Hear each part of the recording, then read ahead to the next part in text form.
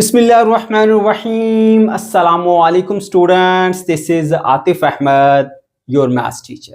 प्यारे बच्चों, आज की इस वीडियो में हम सॉल्व करने जा रहे हैं एक्सरसाइज 3.1। इस वीडियो में हम एक्सरसाइज 3.1 के तमाम क्वेश्चंस को सॉल्व करेंगे, लेकिन अगर आप कोई एक पर्टिकुलर क्वेश्चन कोई सीखना चाहते हो तो फिर चले जाओ डिस्क्रिप्शन में, वहां पर मैंने हर क्वेश्चन के सामने उसका टाइम मेंशन किया है। आप क्वेश्चन के सामने लिखे हुए टाइम पर क्लिक करते हुए डायरेक्टली अपने डिजायर्ड क्वेश्चन पर पहुंच जाएंगे। ठीक है बच्चों, तो चलिए स्टार्ट करते हैं। बच्चों, एक्सरसाइज की तरफ बढ़ने से पहले यहाँ पे हमने कुछ बेसिक कॉन्सेप्ट्स डिस्कस करने हैं, जिनका इस्तेमाल करते हुए हम इस एक्सरसाइज के क्वेश्चंस को सॉल्व करेंगे। ठीक है, तो पहले हम वो कॉन्सेप्ट सीख लेते हैं। बच्चों, ये हमारा एक नया चैप्टर है जिसका नाम है मैट्रिसेस एंड डिटर्मिनेंट। ठीक है, तो यहाँ पे इनिशियली सबसे पहले हम बात करेंगे मैट्रिक्स के बारे में। ठीक है, ये जो लफ्ज मैट्रिक्स है ना, ये मैट्रिक्स की जमा है। अब मैट्रिक्स क्या होता है पहले उसे जानिए। प्यारे बच्चों, बहुत ही आसान और सिंपल सा कॉन्सेप्ट है। देखो, आप एग्जाम देने के लिए जाते हो ना, ठीक है, तो आपकी एक सीटिंग अरेंजमेंट होती है, आपको रोज में बिठाया जाता है। इस तरह से लंबी लंबी रोज होगी और ऐसे आपके कॉलम बनते हैं, तो रोज और कॉलम की शक्ल में अरेंज करके आपको बिठाया जाता है। इसी तरह से नंबर्स को रोज और कॉलम की शक्ल में लिख के उनको स्क्वायर ब्रैकेट के अंदर जब हम क्लोज कर देते हैं ना बच्चों, तो हम कहते हैं कि ये हमारे पास मैट्रिक्स है। ठीक है, इसको हम यूं डिफाइन करते हैं। देखिए, a matrix is a rectangular arrangement. एक रेक्टेंगुलर अरेंजमेंट होती है किसकी? नंबर्स की। सिंपली ये आप देख सकते हैं, 1 2 3 4 5 6 ये नंबर्स हैं। ठीक है, और हमने इनको जो है वो रोज और कॉलम की शक्ल में लिख दिया। देखिए, ये हमारे पास एक रो है, ये हमारे पास दूसरी रो है, ये एक कॉलम, ये दूसरा कॉलम और ये तीसरा कॉलम। तो नंबर्स को इस तरह से रोज और कॉलम की शक्ल में आपने ऑर्गेनाइज करके लिख दिया और फिर उसको स्क्वायर ब्रैकेट के अंदर क्लोज कर दिया। तो बच्चों, ये सिंपल सा आसान सा कंसेप्ट है मैट्रिक्स का। ठीक है, इसमें ये जो हॉरिजॉन्टल लाइन है, ये वाली 1 2 3, इसके अंदर 3 नंबर है, इसको हम रो 1 कहते हैं। उसके बाद नीचे देखिए 4 5 6, ये दूसरी रो है, इसको हम R2 कहते हैं।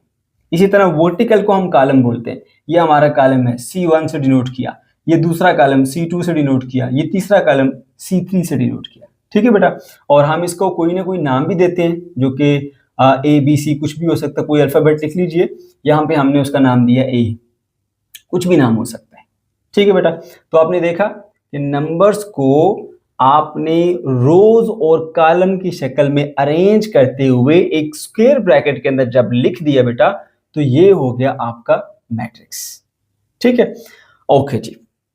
अब मैंने बता दिया रो क्या होती है और कॉलम क्या होता है। इसके अलावा ये जो नंबर्स हैं इस मैट्रिक्स के अंदर, ये 1 ये 2 ये 3, इसको कहा जाता है एलिमेंट्स।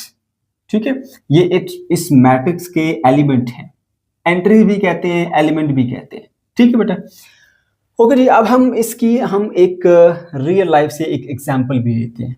ठीक है, और हमारे पास एक डाटा है मैथमेटिक्स के एक टेस्ट का, जिसमें 3 क्लासेस हैं, 8 9 और 10, और हर क्लास के अंदर बॉयज भी हैं और गर्ल्स भी हैं। ठीक है, अब उनके टेस्ट के डाटा को ना हमने नंबर्स की फॉर्म में अरेंज करना है, रोज और कॉलम में।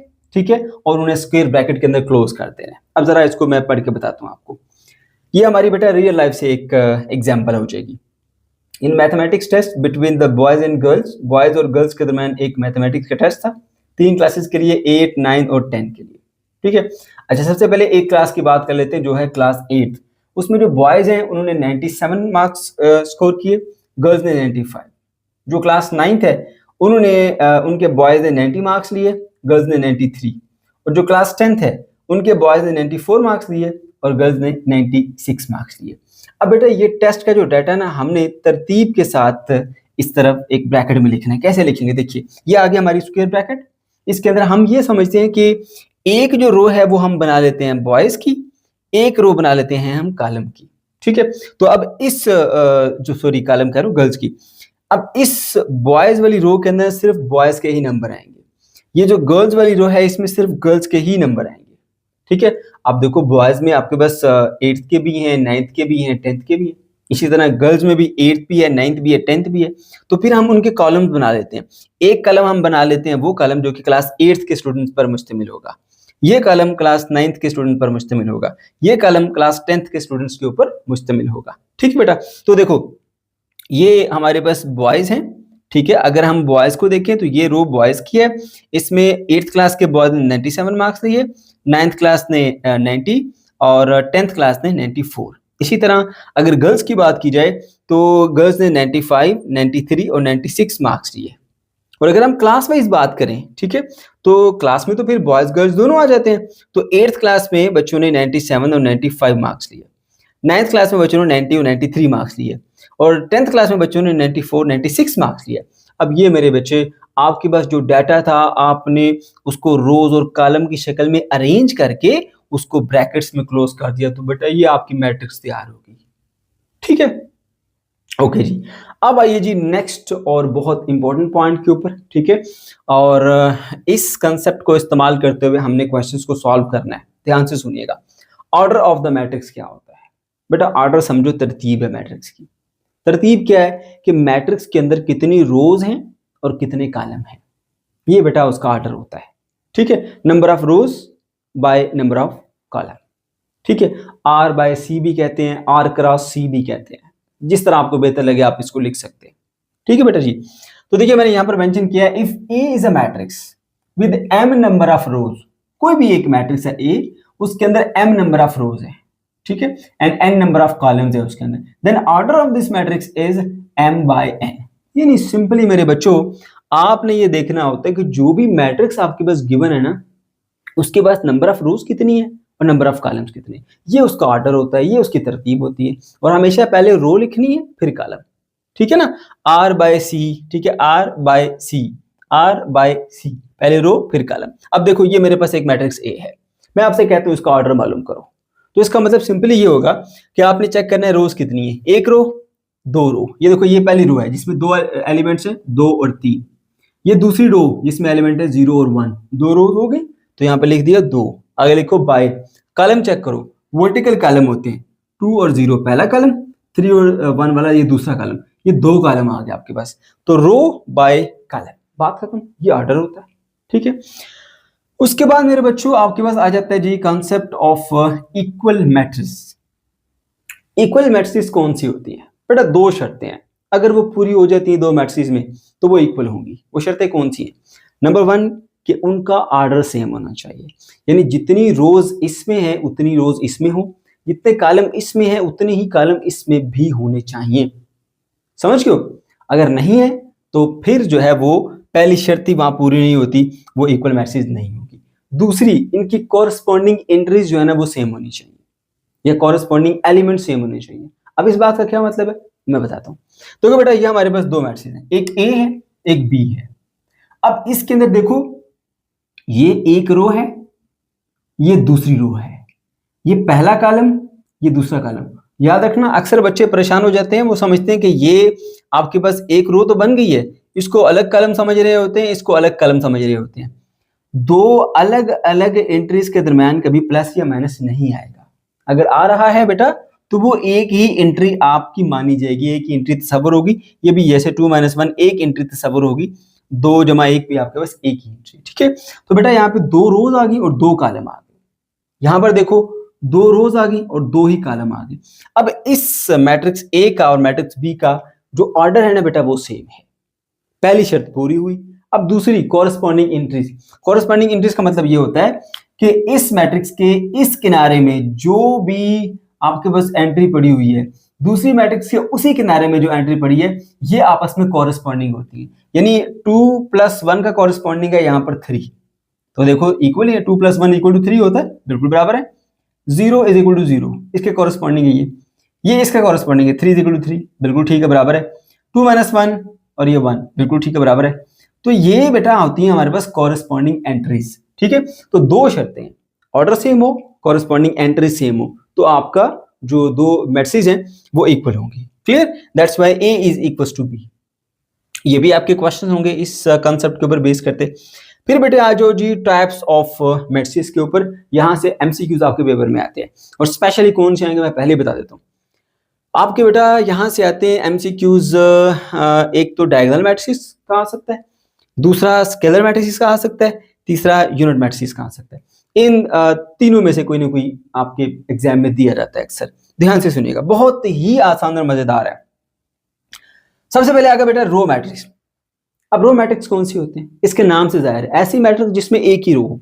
रो मैट्रिक्स देख लो, ये आपके पास 1 2 3 तीन एलिमेंट है, एक ही रो बनी हुई है, रो मैट्रिक्स। अच्छा, फिर कॉलम मैट्रिक्स कौन सी होती है?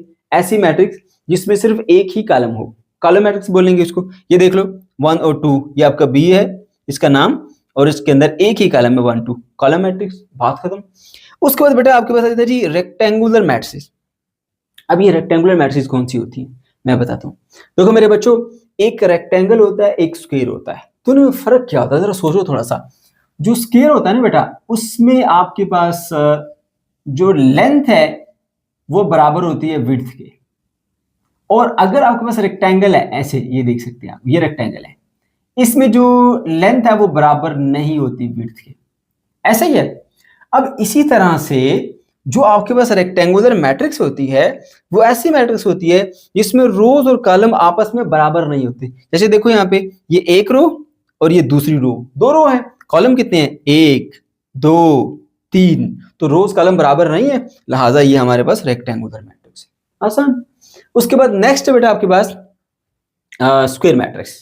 मैंने बताया स्क्वायर मैट्रिक्स में क्या होता है, जैसे स्क्वायर में देखो लेंथ विड्थ के बराबर होती है ना स्क्वायर में, इसी तरह से स्क्वायर मैट्रिक्स आपके पास ऐसी मैट्रिक्स होती है जिसमें नंबर ऑफ रोज और नंबर ऑफ कॉलम दोनों आपस में बराबर होते हैं। तो देखो बेटा यहाँ पे आपके पास 2 रोज हैं और 2 ही कॉलम है, 2 = 2, ठीक है, 2 रोज 2 कॉलम, R = C आ गया, लिहाजा ये हमारे पास स्क्वायर मैट्रिक्स है। उसके बाद फिर आती है बेटा नल मैट्रिक्स। नल मैट्रिक्स ऐसी मैट्रिक्स होती है जो किसी भी ऑर्डर की हो सकती है, 1/1 की हो सकती है, 2/2 की हो सकती है, 1/2 की हो सकती है, 2/1 की हो सकती है, कुछ भी ऑर्डर ले लो, मगर उसकी तमाम की तमाम एंट्रीज जो हैं वो इक्वल टू 0 होनी चाहिए। ठीक है, ये देखो, ये मैंने 2x2 ऑर्डर के लिए एक नल मैट्रिक्स, सारी एंट्री 0। ये देखिए हमारे पास 1 रो और 3 कॉलम है, तो 1/3 की एक मैट्रिक्स है, सारी एंट्री 0 है, नल मैट्रिक्स। यहाँ देखिए इसमें एक ही एंट्री है, वो भी 0। तो ये आपके पास 3 एग्जाम्पल मैंने यहाँ पे दिए ताकि आपका माइंड क्लियर हो जाए कि किसी भी ऑर्डर की मैट्रिक्स हो सकती है। ठीक है, इसके लिए जरूरी नहीं है कि वो स्क्वायर हो, जरूरी नहीं है वो डायगोनल हो, किसी भी ऑर्डर की हो और उसकी तमाम एंट्रीज इक्वल टू 0 होनी चाहिए, तो दैट्स वाई उसको हम बोलेंगे नल मैट्रिक्स है। फिर आ जाता है बेटा डायगोनल मैट्रिक्स। अब जरा बात ध्यान से समझना, डायगोनल और स्केलर और जो यूनिट मैट्रिक्स है ना, इन तीनों में आपको फर्क सही से पता होना चाहिए, क्योंकि ये तीन ही जो प्रॉब्लम कर रहे होते हैं, बाकी तो कोई मसला करता ही नहीं है। ठीक है, देखो मेरे बच्चा, डायगोनल किसे कहते हैं? आपने वो चाइनीज में देखा होगा ना, वो उनका बड़ा मशहूर डायगोनल ऐसे वो स्नेक लाइक बना होता है, वो मुंह से आग निकाल होता है, वो हमेशा ऐसे टेढ़ा होता है। ठीक है, तो बेटा आपके जो मैट्रिक्स है ना, इसमें भी देखो ये आपको 1 2 3 का एक ऐसा डायगोनल नजर आ रहा होगा, ऐसे तिरछा सा, ये आपका डायगोनल होता है, इसको प्रिंसिपल डायगोनल भी कह सकते हैं। ठीक है बेटा, यहाँ पर देखिए इसमें ये 1 और 2 का ये, यानी आपके पास ये जो एक मैट्रिक्स बनी हुई है ना, यहाँ पे इस तरह से तिरछा एक लाइन बनेगा, जिसको हम डायगोनल कहते हैं। सही है, डायगोनल मैट्रिक्स आपके पास ऐसी मैट्रिक्स होती है कि जिसमें डायगोनल के अलावा तमाम एंट्रीज 0 होती है। ठीक है, ये देखो 1 2 3 ये डायगोनल बन गया, उससे ऊपर उससे नीचे देखो ये सारे 0, ये सारे 0, इसको हम डायगोनल मैट्रिक्स कहते हैं। अब जो स्केलर मैट्रिक्स है ना, उसमें भी ऐसा ही होता है। देखो इसमें मैंने लिखा के और इससे ऊपर इससे नीचे सारी 0 है। यूनिट मैट्रिक्स में भी ऐसा ही होता है, देखो ये 1 1 1, इससे ऊपर इससे नीचे तीनों में 0 0 होती है। तो बेटा इन तीनों में एक चीज जो कॉमन है वो क्या है कि डायगोनल के अलावा बाकी जो एंट्रीज होती है ना बेटा, वो 0 0 होती है। किसमें? डायगोनल में, स्केलर में और यूनिट मैट्रिक्स में, तीनों में। फिर फर्क क्या हुआ तीनों के अंदर? फर्क मेरे बच्चे ये होता है कि जो डायगोनल मैट्रिक्स होती है ना, उसके एलिमेंट्स जो है वो एक जैसे नहीं होंगे। ये देखो ये 1 है, ये 2 है, ये 3 है ना, तीनों डिफरेंट हो गए। यहाँ देख लो, ये हमारे पास एक और डायगोनल मैट्रिक्स है 1 और 2। और हाँ, ये डायगोनल हो चाहे स्केलर हो चाहे यूनिट मैट्रिक्स हो, एक और चीज इनमें कॉमन ये है मेरे बच्चे कि ये हमेशा स्क्वायर मैट्रिक्स होगी, चाहे 2/2 की हो चाहे 3/3 की हो, होगी हमेशा ये स्क्वायर। ठीक है, ओके तो ये एक और इसके अंदर चीज सेम आ गई। फर्क में मैंने बताया आपको डायगोनल की पहचान बेटा ऐसे करोगे कि जितने भी डायगोनल के अंदर एलिमेंट है ना वो सारे एक जैसे नहीं होंगे।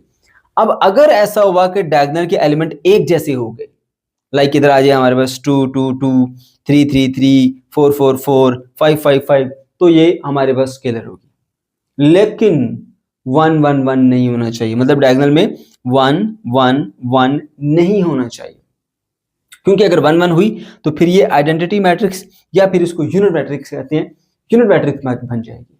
दो नाम है इसके, आइडेंटिटी मैट्रिक्स या यूनिट मैट्रिक्स। अब यूनिट मैट्रिक्स की ये खासियत होती है बेटा, इसको जिस मर्जी मैट्रिक्स से मल्टीप्लाई करोगे ना उसमें चेंज नहीं आता। जैसे एक यूनिट एक नंबर है ना 1, मल्टीप्लिकेटिव जो है उसको जिससे मर्जी मल्टीप्लाई करो उसमें कोई फर्क नहीं आएगा। तो बच्चों ये जो आपका तीनों में फर्क फिर क्या रहेगा कि देखो इसमें डायगोनल के अलावा सारी एंट्री जीरो, इसमें डायगोनल के अलावा सारी एंट्री जीरो, इसमें भी डायगोनल के अलावा सारी एंट्री जीरो। इसमें डायगोनल के एलिमेंट सारे एक जैसे नहीं होंगे तो वो डायगोनल मैट्रिक्स है। अगर वो सारे एक जैसे होंगे तो फिर दो शर्तें हैं, 1 1 नहीं होना चाहिए, 1 1 होगा तो यूनिट मैट्रिक्स होगा, 1 के अलावा जो मर्जी नंबर आए और सेम आए स्केलर बनेगा। यानी 2 2 2 हो सकता है, 3 3 3 हो सकता है, 4 4 4 हो सकता है, 5 5 5 हो सकता है, 10 10 10 हो सकता है, कुछ भी कर लो, सेम हो तो स्केलर है, डिफरेंट हो तो डायगोनल है। और सेम में भी शर्त यह है कि 1 नहीं होना चाहिए।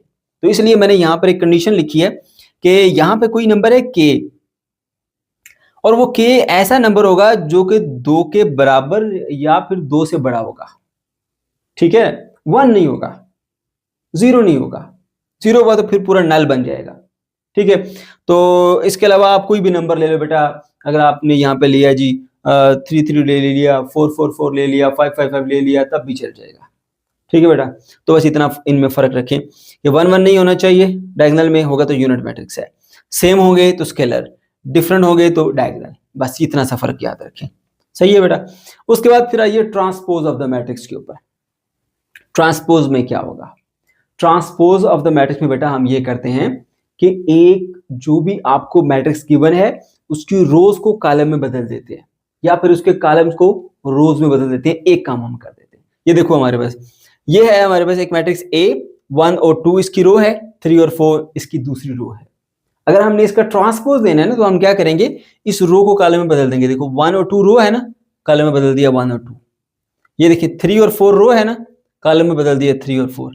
तो देख सकते हैं कि ये हमारे पास मैट्रिक्स A था और ये A का ट्रांसपोज, और ट्रांसपोज को शो करने के लिए A के ऊपर हम छोटा सा T लगा देते हैं जो कि शो कर रहा है कि ये A मैट्रिक्स का ट्रांसपोज है, ठीक है बेटा। ओके जी, उसके बाद फिर बहुत ही ज्यादा इंपॉर्टेंट कॉन्सेप्ट आ गया जिसका आपको कोई ना कोई क्वेश्चन एग्जाम में दिया जा सकता है, ठीक है। वो है बेटा सिमेट्रिक मैट्रिक्स का कॉन्सेप्ट और स्क्यू सिमेट्रिक मैट्रिक्स का कॉन्सेप्ट। कोई मुश्किल कॉन्सेप्ट नहीं, इंतहाई आसान मजेदार लजीज एक्सरसाइज है बेटा। देखो सिमेट्रिक जो मैट्रिक्स है वो कौन सी होती है बेटा? एक मैट्रिक्स है, आप उसका ट्रांसपोज दो, अगर ट्रांसपोज देने के बाद दोबारा आपको वही मैट्रिक्स मिल जाए ना तो वो मैट्रिक्स कहलाएगी सिमेट्रिक, ठीक है। ये देखो ये हमने शर्त लिखी है कि if A transpose is equal to A then the matrix A is symmetric matrix, ठीक है बेटा। अब देखो मैं क्या करता हूं, मैंने लेट किया, let A is equal to 2 0 0 2, मैंने एक ले ली मैट्रिक्स, ठीक है।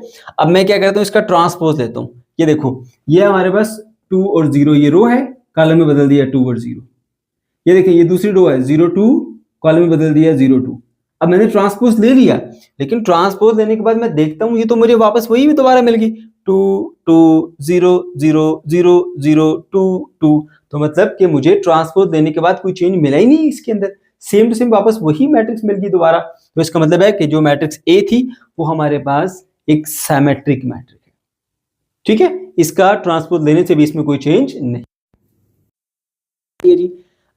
स्क्यू सिमेट्रिक मैट्रिक्स के ऊपर, अब बेटा स्क्यू सिमेट्रिक मैट्रिक्स भी कोई मुश्किल काम नहीं है। इसमें होता है कि आपके पास कोई भी एक मैट्रिक्स है, आप उसका ट्रांसपोज लेते हैं। A एक मैट्रिक्स है आपके पास, आपने उसका ट्रांसपोज दिया और ट्रांसपोज देने के बाद आपको वो एग्जैक्ट मैट्रिक्स तो नहीं मिलती, लेकिन अपोजिट साइन के साथ मिल रही है, यानी नेगेटिव मैट्रिक्स मिल रही है आपको, ठीक है। तो उसको बोलते हैं जी हम स्क्यू सिमेट्रिक। अभी जब इसकी क्वेश्चंस करेंगे ना तो फिर आपको मजीद डिटेल से ये चीजें बताऊंगा, ठीक है। अभी बस इतना याद रख लिए कि अगर एक मैट्रिक्स A का आप ट्रांसपोज लेते हैं तो वो आपको एग्जैक्टली इक्वल टू A तो नहीं मिलती, बट नेगेटिव ऑफ A मिलती है, जिसका मतलब ये है कि जितने भी उसके अंदर एलिमेंट है उनके साइन उलट हो गए हैं। तो फिर वो मैट्रिक्स कहलाएगी स्क्यू सिमेट्रिक। देखिए देखो, ये हमारे पास एक मैट्रिक्स ए है, 0 -2 2 और 0। मैं क्या करता हूँ, उसका ट्रांसपोज ले लेता हूँ। ये मैंने ट्रांसपोज दिया, ये रो है 0 2, कॉलम में बदल गई 0 2 माइनस का 2, सॉरी। ये दूसरी रो है 2 0, कॉलम में बदल गई 2 0। अब ये आ गया आपके पास। अब देखो, ये 0 है, ये भी 0, ये 2, ये भी 2, ये 2, ये भी 2, ये 0, ये भी 0। सारे नंबर सेम है, फर्क कहां पर आया? साइन में फर्क आ गया। देखो यहाँ पे -2 था, +2 बन गया, यहाँ पे +2 था, -2 बन गया, यानी साइन उलट हो गया। तो साइन उलट हो गया, तो अगर आप यहाँ से ए मैट्रिक्स को माइनस से मल्टीप्लाई करें तो आपको सेम टू सेम वही मिलेगी, 0 रू -2 और 0। इसका मतलब है कि ये फिर क्या है, -a है। तो अब आपका जो ए ट्रांसपोज है वो -a के बराबर है। देखो दोनों को कंपेयर करो, 0 0 2 2 -2 0 0। तो आपका जो ए ट्रांसपोज है वो इक्वल टू -a आ रहा है। तो इस केस में हम ये कहते हैं कि ये जो हमारी मैट्रिक्स है वो स्क्यू सिमेट्रिक मैट्रिक्स है। क्वेश्चन नंबर 1 पे आ जाइए प्यारे बच्चों। क्वेश्चन नंबर 1 हमारा बहुत ही ज्यादा आसान और सिंपल है। इसमें कहा जा रहा है कि आपने इन गिवन मैट्रिक्स के अंदर नंबर ऑफ रोज बतानी है, नंबर ऑफ कॉलम बतानी है और इसका ऑर्डर बताना है। ठीक है बेटा। अच्छा, अब बात ध्यान से सुनिएगा। यहाँ पे देखिए, आपको क्लियरली नजर आ रहा है कि रो हमारे पास एक ही है, क्योंकि हॉरिजॉन्टल रो होती है, वर्टिकल कॉलम होता है। तो एक ही रो है, तो लिखेंगे रो इज इक्वल टू 1। अब बात आ जाती है कॉलम की, और कुछ बच्चे गलती कर देते हैं, वो कहते हैं ये फर्स्ट कॉलम, ये सेकंड कॉलम, ये थर्ड, ये फोर्थ। ऐसा नहीं करना बेटा, कभी भी दो अलग अलग एंट्री प्लस या माइनस या मल्टीप्लाई नहीं होती। ठीक है। अब ये इसके साथ अगर ऐड हो रही है तो ये फिर एक ही समझी जाएगी। ये देखिए 4 और 5 आपस में ऐड हो रही है तो ये एक ही समझा जाएगा। तो बेटा ये हमारे पास एक एंट्री है, ये पहला कॉलम, ये दूसरी एंट्री है, ये दूसरा कॉलम। तो बेटा कॉलम यहाँ पर है हमारे पास 2। और जब हम ऑर्डर लिखते हैं तो ऑर्डर में हम क्या करते हैं, row by column, row by column. Row कितनी है, 1, कॉलम कितनी है, 2। So 1 by 2, row by column, row 1 column 2, इतना सा काम है। इसी तरह से पार्ट बी के ऊपर आइए। यहां पर हमने रोज निकालनी है पहले, ये फर्स्ट रो और ये सेकंड रो। रोज आ गई हमारे पास 2। कॉलम्स कितने हैं, एक कॉलम और ये दूसरा कॉलम, क्योंकि ये दोनों जमा हो रहे हैं ना, ये एक ही एंट्री है। तो ये एक कॉलम, ये दूसरा कॉलम। तो बेटा कॉलम यहाँ पे हमारे पास है 2। अब बात आ जाती है ऑर्डर की। ऑर्डर मतलब तरतीब मैट्रिक्स की। तो बताएंगे भाई इसके अंदर 2 रोज हैं और 2 ही कॉलम है, तो लिखेंगे जी 2 रोज बाय 2 कॉलम। ठीक है। इसी तरह से जो पार्ट सी है बेटा इसका, अब यहाँ पे देखिए लिखा हुआ है 5 बाय 7। ठीक है। तो अब 5 डिवाइडेड बाय 7 जो है, ये 2 नंबर हैं जो कि आपस में डिवाइड हो रहे हैं। सही है। तो ये एक ही एलिमेंट माना जाएगा। 5 और 7 को जो है वो हम कॉलम तो एक ही है, एक बात को बच्चे गलती कर देते हैं, रो 2 बना देते हैं, एक 5 वाली और एक 7 वाली। बेटा ऐसा नहीं है। ठीक है। देखिए 5 और 7 आपस में डिवाइड हो रहे हैं। अगर 2 नंबर आपस में ऐड हो रहे हैं, प्लस माइनस हो रहे हैं, मल्टीप्लाई हो रहे हैं, डिवाइड हो रही है, तो एक ही समझा जाएगा उसको। ये अलग अलग नहीं है, ये एक ही एंट्री है 5 बाय 7। तो एक इसकी रो बनती है और एक ही इसका कॉलम बनता है। रो आ गई बेटा इसकी 1, कॉलम पे आ गया इसका 1। ऑर्डर की बात करेंगे तो ऑर्डर में रोज बाय कॉलम होता है, रोज 1 आ गया, बाय कॉलम भी आपके पास 1 आ गया। इसी तरह से बेटा आपके पास पार्ट डी है। यहां देखिए आप जरा, इसके अंदर रो तो एक है, वो तो क्लियरली नजर आ रही है, रो 1 आ गई। अब बात आती है कॉलम्स की। कॉलम्स कितने हैं यहाँ पे, देखो बेटा ये 4 के साथ 2 दोनों जमा हो रहे हैं। यहाँ पे देखिए 1 के साथ 5 दोनों जमा हो रहे हैं, और ये वाला हिस्सा और ये वाला हिस्सा दोनों आपस में मल्टीप्लाई भी हो रहे हैं, यानी ये सारे के सारे प्लस और मल्टीप्लाई हो रहे हैं आपस में। तो ये बेटा सारी की सारी एक ही एंट्री समझी जाएगी। ये आपके पास एक से ज्यादा एंट्रीज नहीं है। अगर एक से ज्यादा एंट्रीज होती है तो बीच में स्पेस होती है। देखिए यहाँ पे एक एंट्री दूसरी एंट्री के दरमियान वाज़ेह एक स्पेस मिलेगी आपको, है ना, जो कि यहाँ पर नहीं है। तो बेटा ये सारी एक ही एंट्री मानी जाएगी। तो एक तो ये रो है और एक ही फिर ये कॉलम भी बनेगा। ठीक है। तो ऑर्डर क्या होगा फिर इसका, 1 बाय 1। क्वेश्चन नंबर 2 पर आ जाए बच्चों। क्वेश्चन नंबर 2 में कहा जा रहा है, check whether the following pair of matrices are equal or not. आपको दो मैट्रिसेस दी गई हैं और कहा जा रहा है कि इनको चेक करें कि क्या ये इक्वल हैं या नहीं है। ठीक है। तो पार्ट ए पे आते हैं। बेटा 2 शर्तें होती हैं। पहले हमने इनका ऑर्डर चेक करना होता है, नंबर 2 पे फिर हमने ये चेक करना होता है कि क्या इनकी जो कॉरेस्पॉन्डिंग एंट्रीज हैं वो इक्वल हैं या नहीं है। ठीक है। चेक करते हैं। तो ऐसा करो, सबसे पहले इसको नाम दे दो ए का। A इज इक्वल्स टू 1 0 0 और 1। ठीक है, इसको नाम दे देते हैं B का, इसको B का नाम दे दिया। ये आ गया हमारे पास A, ये आ गया B। इसको थोड़ा सिंप्लीफाई कर लेते हैं। 25 में से स्क्वायर रूट ऑफ 25 में से स्क्वायर रूट ऑफ 25 गया तो 0। ठीक है, और यहाँ पे देखिए जी, ये 5/5 1 बन जाएगा। ठीक है, और ये 4/4 भी 1 बन जाएगा। सही है, और ये 16 में से 16 गए तो 0 बचेगा ये। अब देखिए जी, ये हमारे पास इसका ऑर्डर कितना है? इसका ऑर्डर बेटा है हमारे पास 2/2। इसका ऑर्डर कितना है? 2/2। पहली कंडीशन तो आपके पास सेटिस्फाई होती है, ओके। अब दूसरी कंडीशन चेक करो कि क्या कॉरेस्पॉन्डिंग एंट्रीज इक्वल हैं कि नहीं है। अब इस मैट्रिक्स के इस किनारे में जो एलिमेंट है और दूसरी मैट्रिक्स के उसी किनारे में जो एलिमेंट है, क्या वो इक्वल है? नहीं। ठीक है, तो इधर लिखेंगे नॉट इक्वल।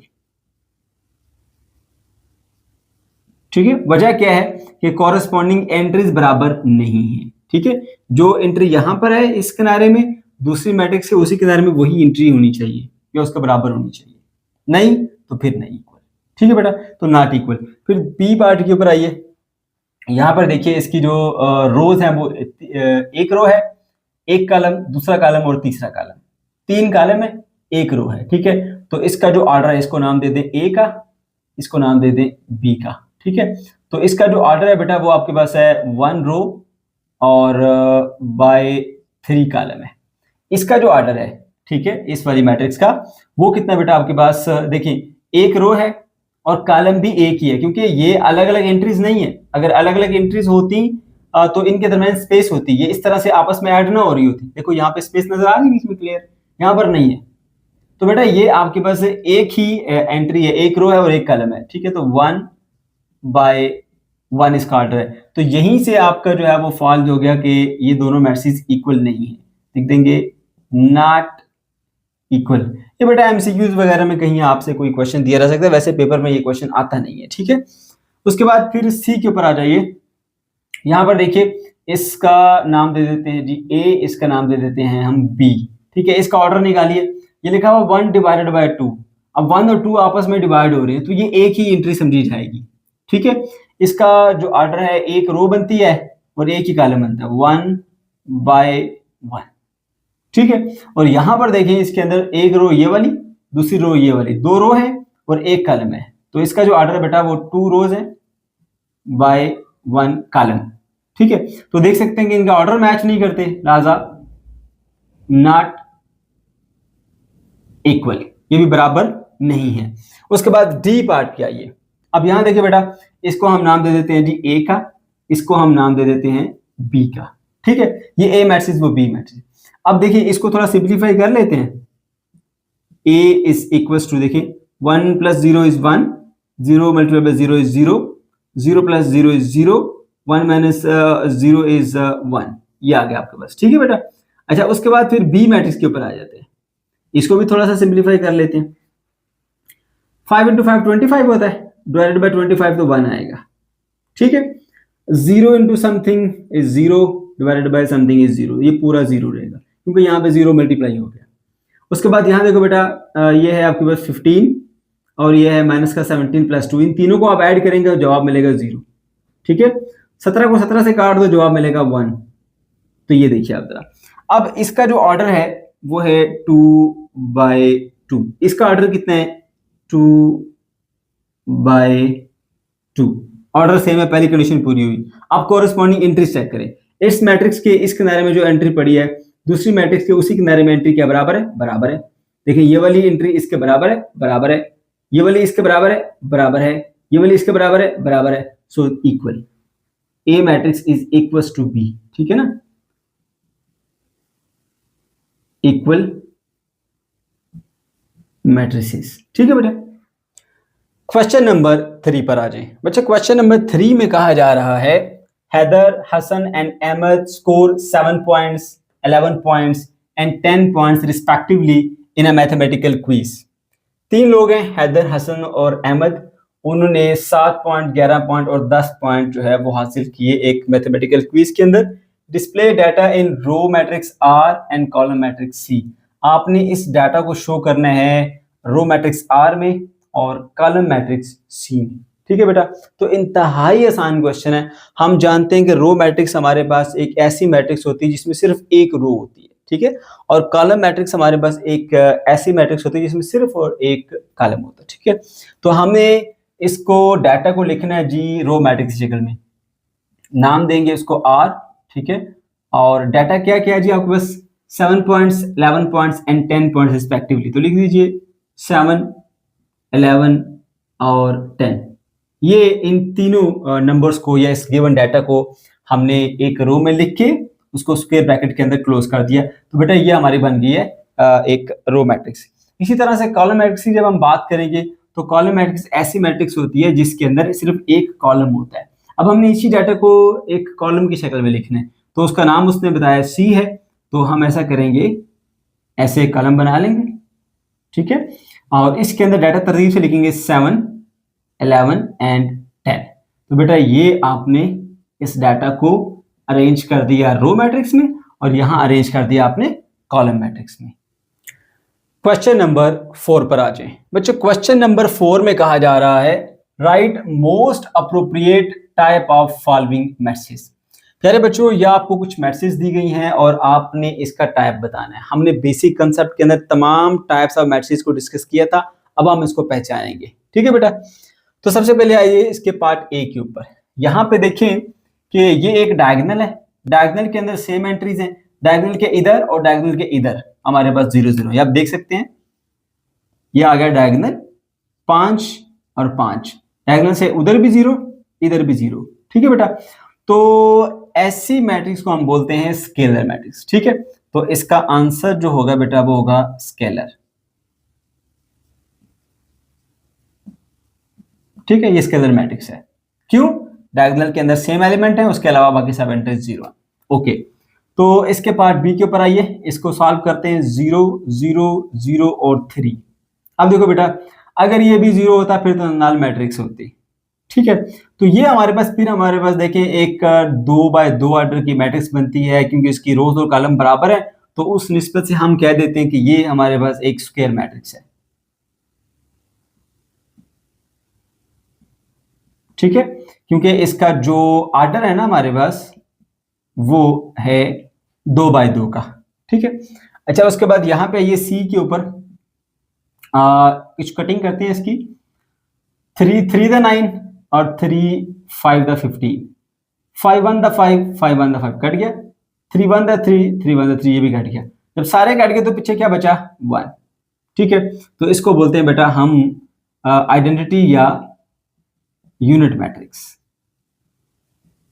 ठीक है। ओके, उसके बाद ये हमारा आंसर है, ठीक है। डी पार्ट के ऊपर आ जाइए, इसको थोड़ा सिंप्लीफाई कर लेते हैं। अब ये 625 जो है ना, ये 25 का स्क्वायर होता है, 25 × 25 625।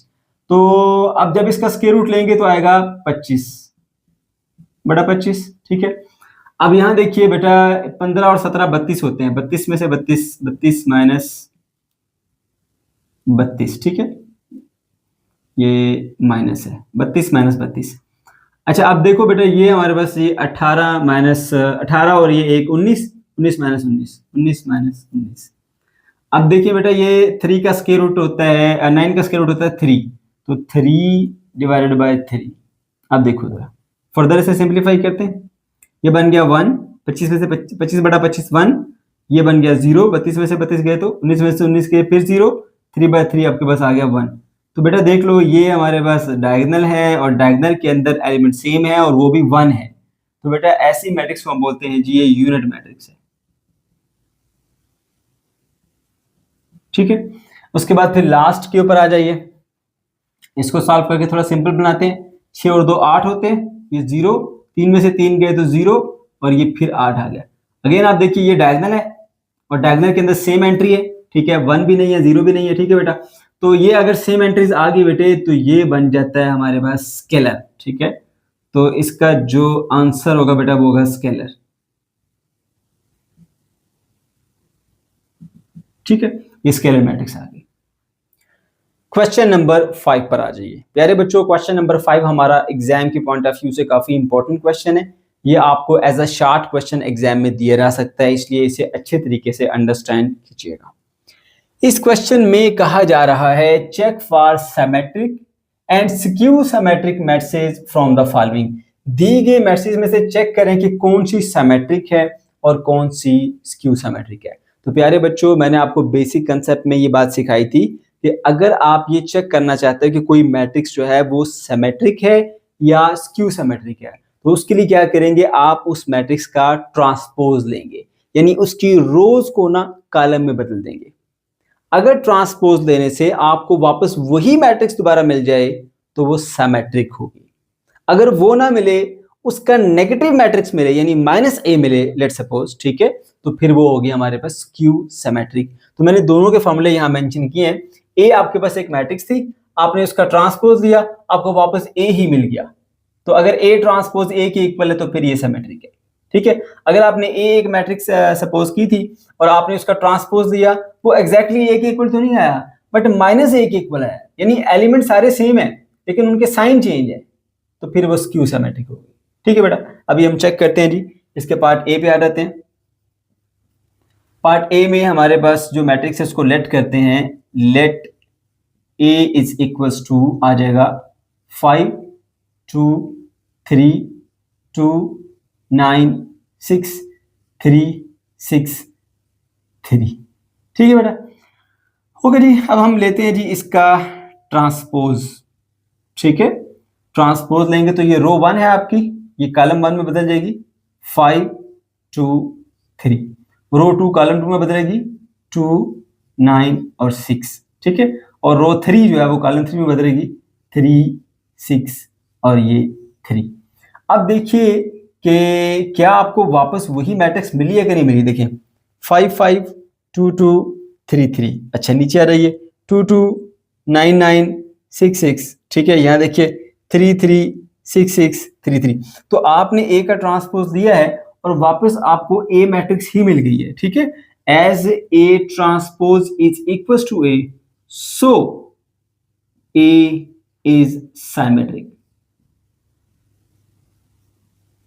ठीक है, हमारी कंडीशन पूरी हुई। और बेटा अच्छा है तो ये है कि यहाँ पे आप लिख दिया करें taking transpose of matrix A. ठीक है, नेक्स्ट क्वेश्चन में मैं लिख दूंगा, चलें ये तो सॉल्व हो गया।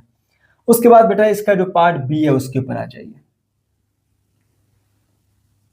पार्ट बी, पार्ट बी में मैट्रिक्स को हम नाम दे देते हैं जी बी का। Let B is equals to 0 9 -9 and 0। ठीक है, अब हमने इसको भी चेक करना है, उसके लिए ट्रांसपोज लेना पड़ेगा। लिखेंगे टेकिंग ट्रांसपोज ऑफ बी। ठीक है बेटा, तो ये बन जाएगा आपके पास B transpose is equals to, अब रो 1 को कॉलम 1 में बदलेंगे, 0 9 बदल जाएगा कॉलम में, -9 0 बदल जाएगा -9 एंड 0। ठीक है, अब देखिए क्या ये b के इक्वल है, b के इक्वल ये नहीं है। देखिए 0 0 है, यहाँ माइनस का 9, यहाँ प्लस का 9, यहाँ प्लस का 9, यहाँ माइनस का 9, यहाँ 0। अब अगर देखा जाए एंट्री सेम है, सिर्फ साइन चेंज है। ठीक है, तो फिर हम चेक करते हैं कि क्या ये -b के बराबर है। अगर b इसके बराबर है तो -b फिर किसके बराबर होगा, सबको माइनस से मल्टीप्लाई करते हैं, 0 तो फिर 0 ही होता है, ये हो जाएगा माइनस का 9, ये बन जाएगा प्लस का 9, 0 तो फिर 0 ही होता है। तो देखो ये आपके पास -b इसके बराबर है, इसको बोल दें ये इक्वेशन 1 है, इसको बोल दें ये इक्वेशन 2 है। अब दोनों को जरा कंपेयर करो, b ट्रांसपोज है 0 -9 9 और 0, -b क्या है 0 -9 9 और 0, यानी कि b ट्रांसपोज b के बराबर तो नहीं है लेकिन -b के बराबर है। ठीक है ना, तो अब लिख देंगे as b transpose is equal to -b, so b is skew symmetric. Skew symmetric. ठीक है बेटा, ओके, ये वाला पार्ट भी सॉल्व हो गया। लाइन लगाते हैं यहाँ पे। उसके बाद सी पार्ट के ऊपर आ जाइए, इसको नाम दे देते हैं जी सी का। Let C is equal to 0 -2 -4 2 0 -2 4 2 and 0। ठीक है, तो taking transpose, taking transpose of C, C matrix का हम ले रहे हैं जी ट्रांसपोज। ओके, सी ट्रांसपोज, अब उसमें क्या होगा, रो 1 कॉलम 1 बदलेगी, 0 -2 -4, 0 -2 -4। ओके, ये देखिए ये रो 2 है, कॉलम 2 बनेगी 2 0 -2 2 0 -2। रो 3 कॉलम 3 में बदल जाएगी 4 2 0। अब चेक करो जरा, क्या आपको वही मैट्रिक्स मिली है दोबारा? 0 0 2 -2 नहीं, साइन चेंज है। 4 -4 नहीं, साइन चेंज है। 2 -2 नहीं, साइन चेंज है। तो मतलब देखिए बाकी सब नंबर सेम है लेकिन साइन चेंज हो गया। ठीक है, तो फिर हम चेक करते हैं कि क्या ये माइनस सी के इक्वल तो नहीं है। तो चेक करते हैं, जो माइनस सी है इसको बोले ये 1 है। ठीक है, इसको ना माइनस से मल्टीप्लाई कर लें। ठीक है, 0 तो 0 रहेगा, ये प्लस का 2 बन जाएगा, वो प्लस का 4 बन जाएगा, ये माइनस का 2 बन जाएगा, 0 तो 0 रहेगा, 2 प्लस का 2 बन जाएगा, 4 जो है वो माइनस का 4 बन जाएगा, 2 जो है वो माइनस का 2 बन जाएगा, और 0 तो 0 रहेगा। अब देखो जरा, सी टी ये है और माइनस सी है। देखो मेरे बेटे, 0 0 -2 -2 -4 -4 2 0 0 -2 -2 4 4 2 2 0 0। तो ये आपकी एग्जैक्टली सी के इक्वल तो नहीं आई, लेकिन माइनस सी के इक्वल आ गई है। तो अगर आपके पास किसी मैट्रिक्स का ट्रांसपोज देने से वो नेगेटिव ऑफ मैट्रिक्स इक्वल आ जाए तो वो स्क्यू सिमेट्रिक होती है। अब यहाँ पे पहले लिखेंगे जी, as C transpose is equal to minus C, so C is skew symmetric. ठीक है बेटा, ये स्क्यू सिमेट्रिक हो गया। उसके बाद आगे बढ़ते हैं जी, लाइन लगाई हमने यहाँ पे डी, इसको हम कह देते हैं जी, let D is equal to 0 -7 और 7 एंड 0। ठीक है, और लिख लीजिएगा टेकिंग ट्रांसपोज, मैं डायरेक्ट कर रहा हूं, D T is equal to क्या होगा बेटा, रो को कॉलम में बदलो 0 -7, रो को कॉलम में बदलो 7 और 0। अब देखो कुछ चेंजिंग आई है, नंबर सेम है लेकिन साइन का फर्क है, -7 +7 और यहाँ -7 यहाँ +7। ठीक है, तो अगेन आप क्या करो, माइनस डी लो, इसको बोल दो ये 1 है, माइनस डी क्या बनेगा जी, अगर ये डी है तो माइनस डी क्या होगा, 0 तो 0 ही होता है, ये प्लस का 7 हो जाएगा, ये माइनस का 7 हो जाएगा और ये 0। ये आपकी इक्वेशन 2 है। ठीक है, अब देखिए इन दोनों को आप कंपेयर कीजिए, ये दोनों बराबर हैं, तो यहाँ पे आप कह सकते हैं डी का ट्रांसपोज बराबर है माइनस डी के, सो डी इज स्क्यू सिमेट्रिक। ठीक है बेटा, एम एक और भी आता है इधर, ये स्क्यू सिमेट्रिक होगी। उसके बाद फिर इसका पार्ट ई के ऊपर आ जाइए।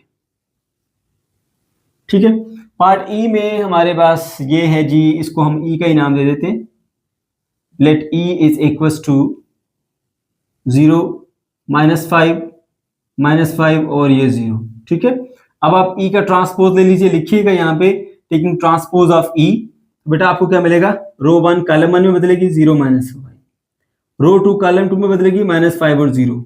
ये अब आप देख सकते हैं कि आपने ई का ट्रांसपोज दिया और आपको सेम टू सेम वापस वही मैट्रिक्स दोबारा मिल गई है। तो हम लिख देंगे यहाँ पे कि ई का ट्रांसपोज बराबर है ई के, सो ई इज सिमेट्रिक। ठीक है बेटा, क्वेश्चन नंबर 6 पर आ जाइए बच्चों, ये हमारा लास्ट क्वेश्चन है और ये क्वेश्चन भी एग्जाम के पॉइंट ऑफ व्यू से एक इंपॉर्टेंट क्वेश्चन है, आपको as a short question exam में दिया जा सकता है, इसलिए इसे भी अच्छे तरीके से अंडरस्टैंड कीजिएगा। इस क्वेश्चन में कहा जा रहा है, right symmetric and skew symmetric matrix of order 3 order की आपने एक इसे सिमेट्रिक मैट्रिक्स बना के देनी है और एक स्क्यू सिमेट्रिक मैट्रिक्स बनाकर देनी है। अब बच्चे यहाँ पे परेशान हो जाते हैं कि सर हमें कैसे पता चलेगा कि कौन सी मैट्रिक्स जो है वो 3 ऑर्डर की सिमेट्रिक है और कौन सी स्क्यू सिमेट्रिक है, जो कि हम यहाँ पे लिख दें। तो प्यारे बच्चों, मैं आपको बनाने का तरीका बता देता हूँ, ठीक है, ताकि आप आसानी से पेपर में बना सकें इसे। पहले आ जाइए सिमेट्रिक मैट्रिक्स के ऊपर। ठीक है, इसकी जो जनरल फॉर्म होती है ना उसके ऊपर आए। मैं यहाँ पे इसका एक फर्जी नाम दे देता हूँ जी S, और 3/3 इसका ऑर्डर। ठीक है, उसके लिए बेटा ऐसा किया करो कि डायगोनल में ना अपनी मर्जी से कोई भी एलिमेंट लिख दो। ठीक है, मैं लिख देता हूँ यहाँ पे जी A, यहाँ पे लिखता हूँ B और यहाँ पे लिखता हूँ C। ये डायगोनल है मैट्रिक्स, बना दिया, कुछ भी एलिमेंट हो सकते हैं यहाँ पे। उसके बाद यहाँ पर जो आपने एलिमेंट लिखना है ना, जैसे मैं लिखता हूँ यहाँ पे D लिख देता हूँ, D जो एलिमेंट आप यहाँ लिखेंगे उसको आप यहाँ पे भी लिखेंगे। ठीक है, समझ गए। उसके बाद जो यहाँ लिखेंगे मैं F लिख देता हूँ, तो उस F को आप यहाँ पे लिखेंगे। उसके बाद जो आप यहाँ पे लिखेंगे वो आप यहाँ पर भी लिखेंगे। ठीक है। तो आपकी ये जो मैट्रिक्स बनकर आएगी बेटा, ये आपके पास हमेशा सिमेट्रिक ही होगी। अब मैं इसकी एक एग्जांपल लेता हूं जी। एग्जाम्पल में हम ले लेते हैं जी मैट्रिक्स ए, ठीक है। यहाँ पे मैं नंबर लिखता हूँ जी 1, इधर लिखता हूँ 2, इधर लिखता हूँ 3। अपनी मर्जी से डायगोनल में कोई भी एलिमेंट ले लो। उसके बाद यहाँ पर जो ऐड करोगे ना बेटा, वो सेम ऐड करने। इधर 4 कर देता हूँ, इधर भी 4 कर देता हूँ, इधर 5 कर देता हूँ, तो फिर इधर भी 5 करना पड़ेगा। इधर 6 करेंगे तो यहाँ पर भी 6 करना पड़ेगा। तो बेटा ये आपके पास जो है वो आप एक सिमेट्रिक मैट्रिक्स बन चुकी है। मैं आपको अभी चेक करके बताता हूँ। मैं इसका ट्रांसपोज देता हूँ। ए ट्रांसपोज देखिए, ये आपकी रो 1 है 1 4 5, मैं लिखता हूं यहां पे 1 4 5। ये आपकी रो 2 है 4 2 6, मैं यहां पे लिखता हूं जी 4 2 6, कलम बना दिया। ये आपकी रो 3 है 5 6 3, मैं लिखता हूं जी 5 6 और ये 3। तो आप देख सकते हैं 1 1 4 4 5 5 4 4 2 2 6 6 5 5 6 6 3 3, यानी कि जो ए का ट्रांसपोज है वो आपके पास इक्वल टू ए आ रहा है। इसका मतलब है कि ये जो हमने मैट्रिक्स लिखी है ये मेरे बेटे हमारे पास सिमेट्रिक है। तो ये सीधा सीधा सा फार्मूला है। जो ये वाले नंबर्स हैं अपनी मर्जी से कोई से भी ले लो। अब जो यहाँ पे डालोगे वही यहाँ पर, जो यहाँ पे डालोगे वही यहाँ पर, जो यहाँ पे डालोगे वही नंबर यहाँ पे, बात खत्म। ठीक है बेटा जी।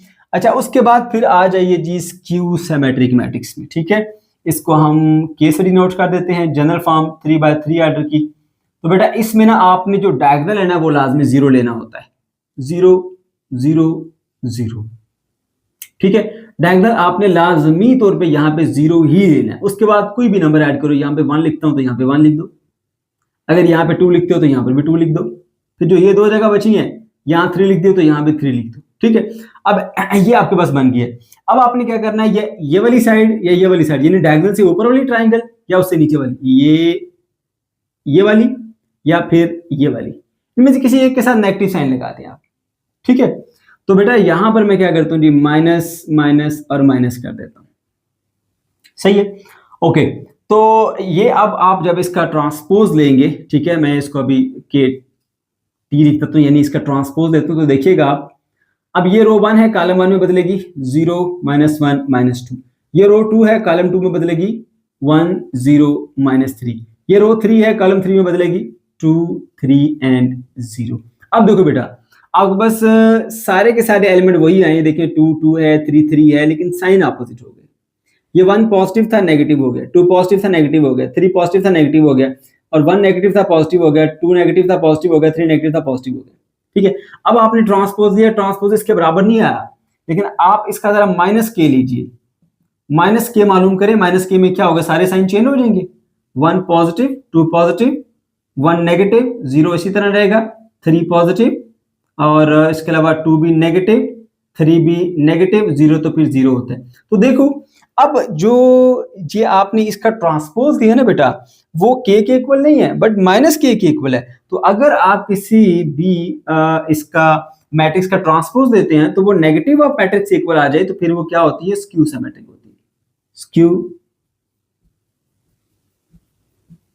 सिमेट्रिक। ठीक है, अब मैंने इसकी जनरल फॉर्म नहीं लिखी, मैंने डायरेक्ट आपको बता दिया, तो मैं जनरल फॉर्म भी आपको यहाँ पे क्लियर कर देता हूँ। ठीक है, के ऑफ ऑर्डर 3 क्रॉस 3 आप बनाना चाहते हो बेटा 3/3, तो उसमें ये क्या करो, सबसे पहले 0 0 0 लगा दिए, उसके बाद यहाँ पे a, यहाँ पर a, यहाँ पर b, यहाँ पर b, यहाँ पर c, यहाँ पर c लगा दिए, किसी एक साइड पे माइनस लगा दो बस। देखो ना, ये ऊपर की ट्रायंगल है, ये नीचे की ट्रायंगल है, किसी एक पे ऊपर कर दो नीचे कर दो, आपकी मर्जी है। ठीक है, तो आपको हमेशा ये स्क्यू सिमेट्रिक मैट्रिक्स ही मिलेगी ऑफ ऑर्डर 3/3। तो बच्चों ये था हमारा आज का लेक्चर, उम्मीद है आपको अच्छा लगा होगा।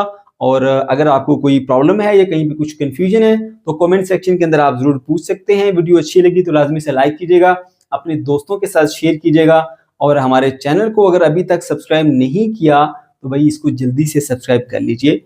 अल्लाह हाफिज।